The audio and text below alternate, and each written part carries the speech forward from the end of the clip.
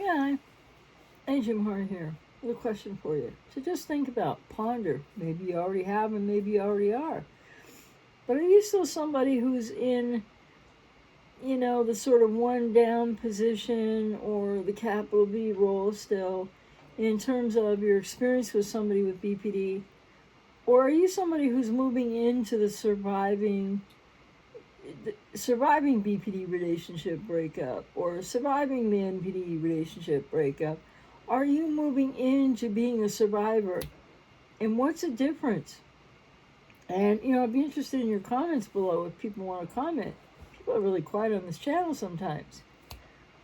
But the thing is, so people can actively still be very entrenched in it all and sort of under it all. And that's still being in that other kind of mindset, as opposed to being in the survivor, not only mindset, but place in your recovery and the survivor role. So just like people talk about survivors of the narcissist versus people who aren't quite there yet. Where do you think you are in your journey? And what do you think is complicating, or what are the obstacles? Because there's a reason why, like, you can't just decide, unfortunately, to go from being the capital V of the person that really suffered at the hands of the person with BPD or NPD. You can't just go from that to the survivor without doing some work in between. And I wonder what people think that might mean. So, because I think there's the 3 stages, right? There's when you're actively in it and you're still really under all the pain and the agony, and you're in, maybe it's not over, it's on off again and all that stuff. Or it could just be maybe a case of the amount of recovery that you still need. Are you in therapy? Addressing codependency, family of origin, self-differentiation, addressing, which helps you to really heal from the relationship breakup with the borderline or the narcissist. So within that, there's that sort of middle place and time and a lot of process and a healing and recovery journey. And then you get to survivor, kind of surviving the BPD relationship breakup, surviving the NPD relationship breakup. You get to be in that sort of survivor place. Things are getting better. You're working more on your healing and recovery. And then what the goal is to get to being a thriver, right? When you really left it behind, that means you really did put effort into your healing and recovery journey. You did get into therapy. You did do the family of origin, the inner child healing, differentiation, and there's other moving pieces to that. But so if you want to go from underneath it all in the capital V role, as I call it, to being a survivor, to then being a thriver, well, it's like those are the 3 stages. And the second stage, working your way to being a survivor, requires that you are in a healing recovery journey. Therapy is the best way to go, not 12-step groups. They are really cliquish and old. I mean, they might work for some things better than they do for codependency recovery, especially after cluster B relationships, because Codependence Anonymous was never designed for that, and nor are some other 12-step groups. So therapy, and where you can learn a lot about different things, like a spiritual practice, like meditation, like ways to work on the rumination, etc. And what I think is crucial for people in this sort of place of just trying to transition from stage 1, where, maybe you're still actively involved and it's like, oh my God, I don't know what's going on with this, and that kind of thing. And you need to find therapy, and you need to get into that healing recovery work. And maybe you're learning a lot up here from videos. And be careful of the misinformation versus, accurate information, which I have accurate information here. I'm sure there's accurate information at other places, but not everywhere. So in that key stage between the real agony of it all and the end, and the most stressful time, and the most incredibly damaging and painful time, there's no way to describe that. That's when you have to. It will benefit you to get into therapy and on your healing recovery journey. Because again, the way I work with clients out here to work with you, if I resonate with you, is that it's not like you just work on the relationship or just focus on the borderline or the narcissist ex. No, it's like that's part of it, but it's also starting to focus more on you to work on the codependency and all the aspects of what that means, because that's what's really going to set you free from the rumination and all the stuff left over from the relationship, and then some cognitive dissonance, etc., etc. So, and then in that phase and working through that part of your process, you're going to be moving, really from the capital V role into the becoming a survivor stage. And then the third stage is after a lot of processing and work in healing recovery, which it takes people different varying amounts of time, but not jumping into the next relationship and being, really honest with yourself that you need recovery and you need to go to therapy to get that recovery. 12-step groups, it's nonsense, really, actually. So in terms of codependency and after these relationships and the complicated nature of where that goes back to, childhood and the wounded inner child. It really needs to be a psychodynamic, really interactive process like I offer clients in therapy to do this recovery. So then you can move through that into the next stage, which is the thriver stage. And so it takes some time between the first stage, where you're just coming out of it all, and you still got to work out that mentality of what just happened to you because you were really hurt, etc. And then the middle phase is, well, for some people that first phase is a long one. And then the middle phase, getting help, getting treatment, getting therapy, working on all that recovery, as I just said, it's a bit longer. I don't know, it's different for everybody, right? It's a bit longer.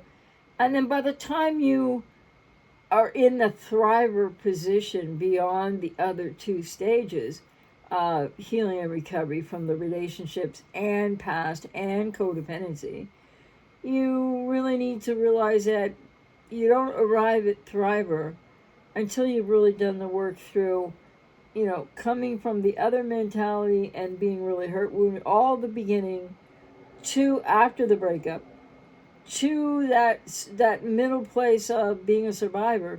It's a journey through all that work, because by the time people get to the third stage of recovery from the BPD relationship breakup, the NPD relationship breakup, the thriver place is really after this. It's a longer phase in becoming a survivor and making a transition from where you are when these relationships break up, however they do, to the work and the process, like I said.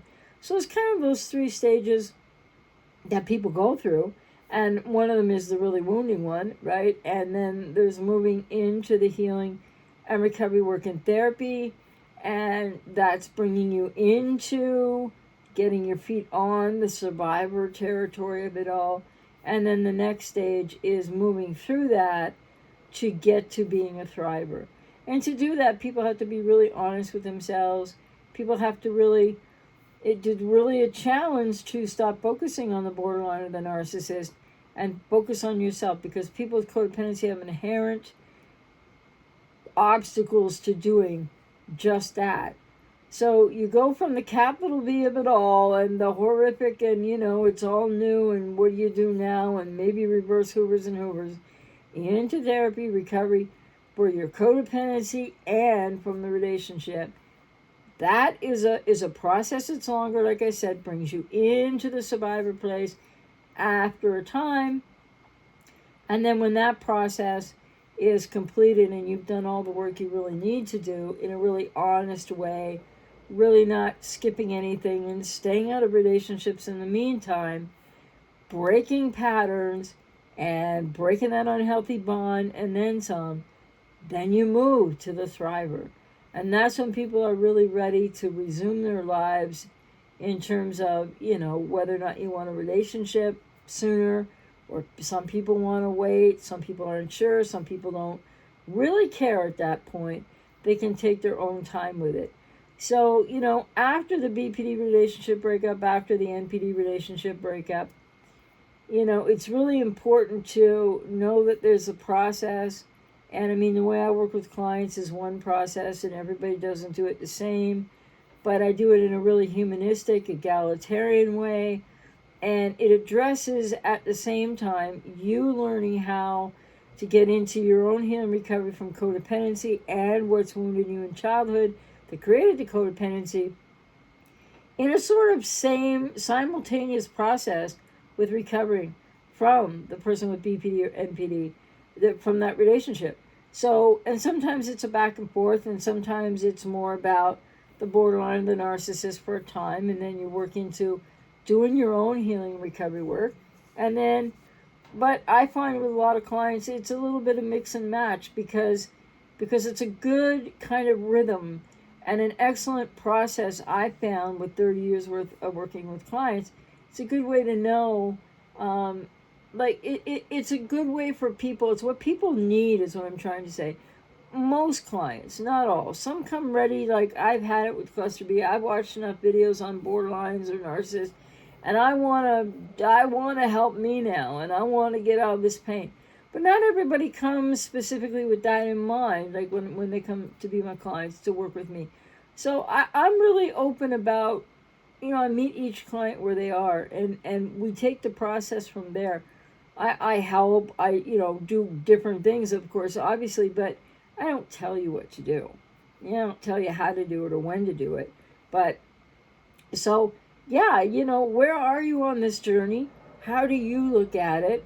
What do you think the steps are? Those are just 3 basic stages, right? You're in it, you're moving out of it, you get into therapy and treatment, and you move on through that into becoming a survivor, and then the next step is being a thriver. But what do you think about that? Because a lot of people aren't really talking about this in terms of after a BPD relationship breakup in particular. So I'd be really interested in your comments if anybody, wants to leave one. A lot of shy people on this channel, I think. So, which is okay. And and of course there's more to the recovery and really moving through that survivor to becoming a survivor. But so I'd be interested to hear what other people have to say. I think that, and I'm going to have a lot more resources coming, and I'm going to have some things that are really going to talk more about steps beyond just 3 categories, right? You're still in it, you're starting to move out of it, and you're reaching out to get therapy and help, and never mind the 12-step nonsense, and you're not in a hurry because you can't do this overnight. You're not going to get it done in 2 months or 3 months or 4 months.